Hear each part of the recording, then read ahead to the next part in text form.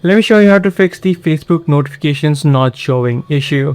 If your Facebook app is not showing notifications on your phone, then you'll need to ensure a few couple of things, such as the notifications are enabled on your phone as well as on the Facebook app. To quickly first of all check on your phone, you can just tap and hold the app of Facebook, head over to the app info or this eye icon. Once you're inside of this page, you'll be able to see the option called notifications.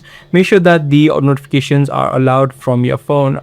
Once you ensure that, you can quickly head back and then head over to the app of Facebook. Once you're inside of the Facebook app, quickly head over to your profile and then tap on the three lines on the top right so that you can head over to settings and privacy and then head over to settings again.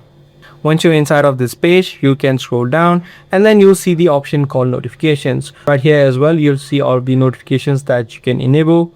Make sure that all of these notifications are enabled as well, and make sure that on the bottom you can see the push notifications. Make sure the notifications are turned on in this section as well. Now once you ensure that, you should be able to receive notifications.